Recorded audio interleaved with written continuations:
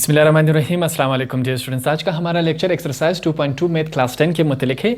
ये हमारे पास एक नया एक्सरसाइज है। क्वेश्चन हमारे पास किस फॉर्म में है? Find cube roots. अब सवाल को समझने से पहले ये हमारे पास एक नया एक्सरसाइज है। सबसे पहले मैं आपको समझाता चलो, ये हमारे पास दो फार्मूले इस्तेमाल होंगे। ये इससे पहले भी हमने इस्तेमाल किए थे, 9th क्लास में भी आपने इस्तेमाल किए हैं, तो आपको इनका सॉल्व करना काफ़ी आसान लगेगा। दो फार्मूले हैं, सिर्फ इसमें माइनस और प्लस का फ़र्क है। एक फार्मूला माइनस का है और एक प्लस का है। बकाया जो अल्फ़ाबेट्स है वो बिल्कुल सेम है, सिर्फ यहाँ पर माइनस है, यहाँ पर पॉजिटिव है, यहाँ पर पॉजिटिव है, यहाँ पर नेगेटिव है, सिर्फ इसमें ये फ़र्क है। तो आप अपनी कॉपी के स्टार्ट में ये दो फार्मूले लिख लें, क्योंकि सवाल इन्हीं दो फार्मूलों से हमने सॉल्व करना है। सबसे पहले हमारे पास ये दो फार्मूले हो गए, आगे चलते हैं। अब ये ए और बी मैंने आपके लिए लिखा है, ये जो डब्ल्यू की तरह लिखा गया है इसे हम क्या कहते हैं? ओमेगा। इसे क्या कहते हैं? ओमेगा। ये हमारे पास क्या है? ओमेगा। ओमेगा किसके बराबर है? -1 प्लस ये जो आई की तरह है इसे आयोटा कहते हैं। ये भी हमने 9th क्लास में इसको क्लियर किया था। अगर आपको क्लियर नहीं है तो 9th क्लास के एक्सरसाइज के जो हमारे पास इसके लेक्चर मौजूद हैं, आप वहाँ जाके चेक कर लें।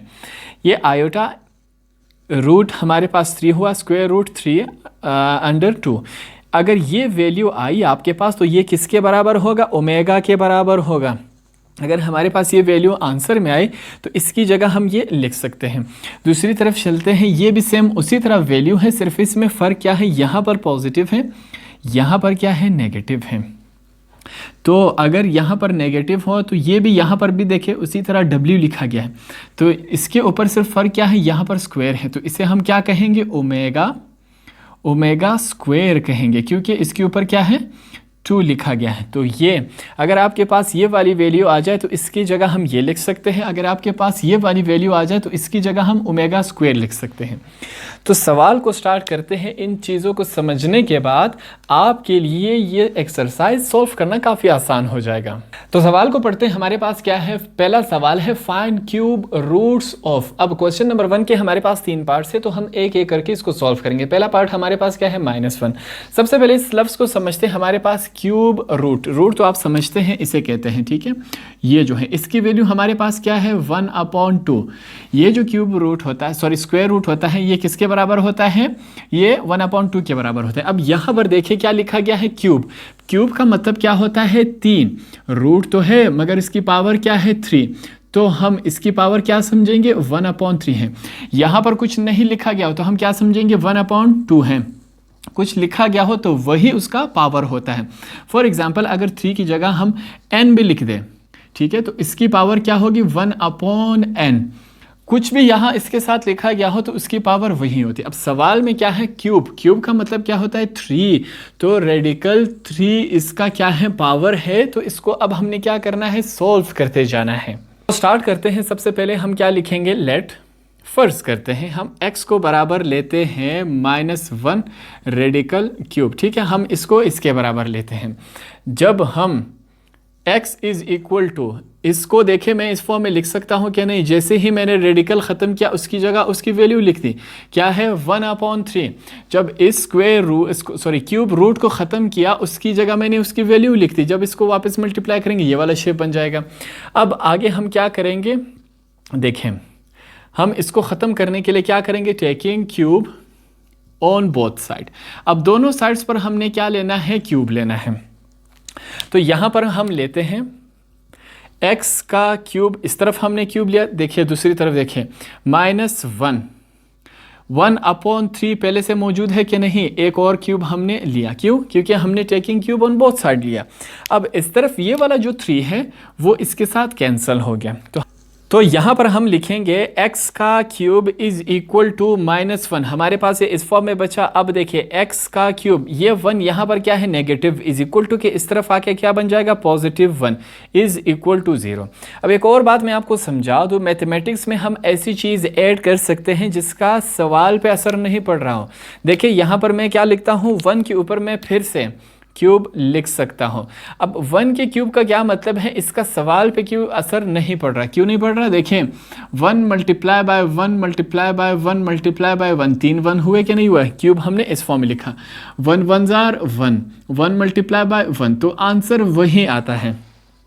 इस क्यूब का इस सवाल पे असर नहीं पड़ रहा तो हम 1 लिख सकते हैं, 1 के ऊपर क्यूब लिख सकते हैं। हमने 1 के ऊपर क्यूब अपने आप से लिया। अब यहाँ पर देखें, जो मैंने आपके क्वेश्चन के स्टार्ट में मैंने आपको फार्मूले लिखवाए थे, यहाँ पर वही बन रहा है। कैसे बन रहा है? हम रेफरेंस देंगे कि भाई हमें एक बात मालूम है। यहाँ पर देखें, a का क्यूब प्लस b का क्यूब, ये हमारे पास क्या है? ये a है और ये क्या है? b है। a का क्यूब b का क्यूब, ये हमारे पास क्या है? एक फार्मूला बन रहा है। कौन सा फार्मूला है? a प्लस बी, फिर से देखें, a का square minus A B plus B का स्क्वायर, ये हमारे पास क्या है? ये a का क्यूब प्लस b का क्यूब, ये इस फार्मूले के बराबर होता है। अब हमने क्या करना है? इस वैल्यू को उठा के इस फार्मूले के बराबर हमने इस फॉर्म में लिखना है। इस वैल्यू को इस फॉर्म में लिखना है। क्यों? क्योंकि a का क्यूब प्लस b का क्यूब ये इस फार्मूले के बराबर होता है। अब लिखेंगे, मैं लिखूंगा, देखें यहाँ से a हमारे पास क्या है? x प्लस b हमारे पास क्या है? 1 हमने लिखा। आगे चलते हैं, a का स्क्वायर, a हमारे पास क्या है? x, तो हम x का स्क्वायर लिखेंगे, माइनस लिखेंगे, माइनस लिखा, फिर a है, a की वैल्यू क्या है? x, फिर है b की वैल्यू हमारे पास क्या है? 1।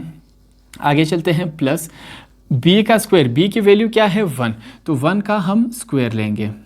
हमारे पास ये इस फॉर्म में कंप्लीट हो। अब इसको मल्टीप्लाई करवाते हैं, x प्लस 1 हमारे पास क्या बन रहा है? x का square minus plus minus, x 1 jar x। अब देखें, प्लस 1 का स्क्वायर क्या होता है? वही 1 ही बनता है। हमारे पास ये इस साथ में इज इक्वल टू 0 लगाते जाए, हमारे पास ये इस फॉर्म में बना। अब हमें क्या करना होगा? यहाँ तक आने के बाद हम क्या कर सकते हैं? यहाँ पर देखें, मैं लिखूंगा आइदर, या तो x प्लस 1 बराबर है 0 के, ठीक है, x प्लस 1 भी बराबर 0 के और ये भी बराबर है 0 के, दोनों को हम अलग अलग करके लिख रहे हैं। और लिखेंगे x का square minus x plus 1 is equal to 0, दोनों को हमने 0 के बराबर लिया। ठीक है, इस फॉर्म को हमने देखे, ये वाला साइड भी बराबर है 0 के और ये वाला साइड भी बराबर है 0 के, मैंने अलग अलग करके लिखा। इस वाले साइड को हम सॉल्व करेंगे। हमारे पास क्या है? x प्लस 1 है, 1 यहाँ पर पॉजिटिव था, इज इक्वल टू के इस तरफ आके क्या हो गया? नेगेटिव हो गया। अब ये वाला साइड तो हमारा जो है सॉल्व हो गया, ये इससे आगे सॉल्व नहीं हो रहा, इसकी वैल्यू आ गई। अब इस वाले साइड को देखें, यहाँ पर हम लिखेंगे, मैं लिखता हूँ नाउ क्या है हमारे पास? x का स्क्वायर माइनस x प्लस 1। ठीक है, हमारे पास ये इस फॉर्म में है। मैं क्या करता हूँ, यहाँ पर मैं लिखूंगा कंपेयरिंग विथ स्टैंडर्ड इक्वेशन। अब हम क्या करेंगे? इसको स्टैंडर्ड इक्वेशन के साथ इसको हम कंपेयर करवाएंगे। अब स्टैंडर्ड इक्वेशन हमारे पास क्या था? मैं यहाँ पर फिर से लिखवाऊंगा। स्टैंडर्ड इक्वेशन हमारे पास होता है, मैं इसको यहाँ पर, स्टैंडर्ड इक्वेशन हमारे पास होता है ax का square plus bx plus c is equal to 0। x का स्क्वायर, सादा x, फिर हमारे पास बिना x, ये हमारे पास स्टैंडर्ड इक्वेशन है। अब यहाँ पर हमारे पास वैल्यू क्या बन रही है? हम लिखेंगे हियर कॉमा लगा के a, ये हमारे पास क्या है? a। देखें, x के स्क्वायर के साथ क्या है? a। मैथमेटिक्स में जहाँ पर कुछ नहीं होता वहाँ हम क्या समझते हैं? 1 है, तो a को हम किसके बराबर लेंगे? 1। यहाँ पर कुछ नहीं था तो इस वजह से हमने 1 लिखा। b, इस तरफ चलते हैं, फिर यहाँ पर कुछ नहीं है, जहाँ कुछ नहीं होता वहाँ हम समझते हैं 1 है, माइनस 1 है क्योंकि साथ में साइन है -1, हमने लिखा। c की तरफ चलते हैं, ये हमारे पास क्या है? c की वैल्यू क्या है? 1। हमारे पास तीनों नंबर्स आ गए। अब हमने क्या करना होगा? यहाँ पर हम लिखेंगे बाय यूजिंग, कौन सा फार्मूला इस्तेमाल करेंगे? क्वाड्रेटिक फार्मूला हमने पिछले एक्सरसाइज में इस्तेमाल किया था, तो आपको इस्तेमाल करना काफ़ी आसान होगा। हमने कौन सा फार्मूला इस्तेमाल करना है? Quadratic formula.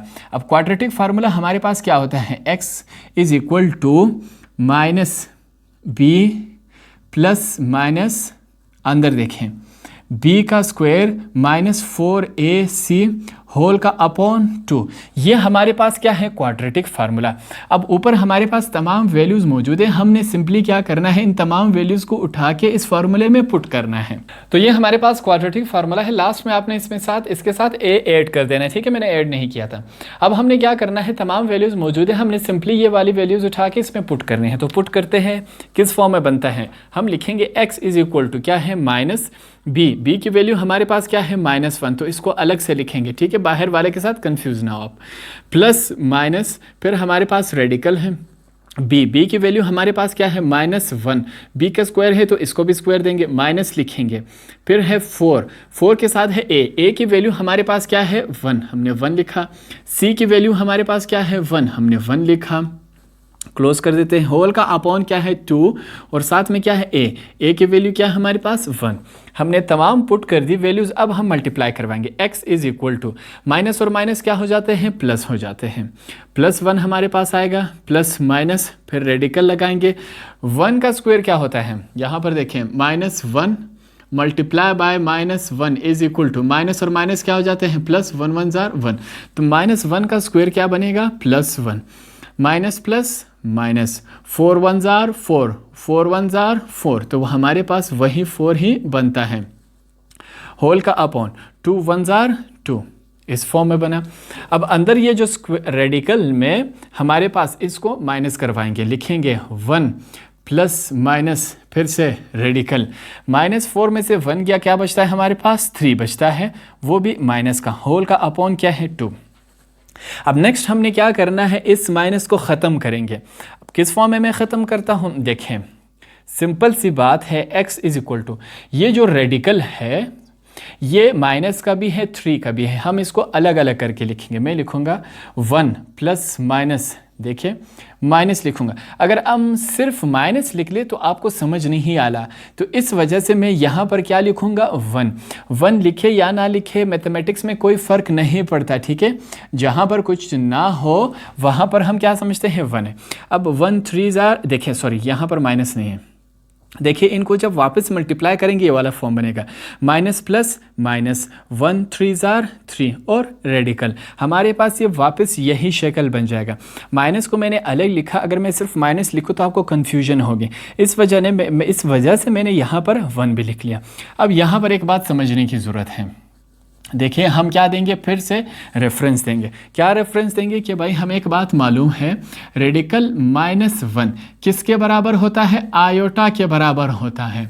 किसके बराबर होता है, आयोटा। अब इसकी जगह हम क्या लिखेंगे, आयोटा लिखेंगे। सॉल्व करते हैं, मैं लिखूंगा x is equal to 1 plus minus radical, sorry, अब देखें यहाँ तक आने के बाद इसकी जगह हम क्या लिखेंगे, आयोटा, मैंने लिख लिया। आगे क्या बचा हमारे पास, रेडिकल 3 होल का अपॉन 2। हमारे पास सवाल यहाँ तक पहुँचा। यहाँ पर देखिए हमारे पास क्या है, प्लस माइनस लिखा गया है, इसका मतलब क्या हुआ, इसी वैल्यू को एक दफ़ा हम प्लस में लिखेंगे और एक दफ़ा नेगेटिव में लिखेंगे। तो यहाँ पर मैं लिखूंगा x इज इक्वल टू 1, एक दफ़ा हम माइनस में लिखते हैं, ठीक है, माइनस आयोटा रेडिकल 3 होल का अपॉन क्या हुआ, 2, और एक दफ़ा हम क्या करेंगे, इसी वैल्यू को पॉजिटिव में लिखेंगे।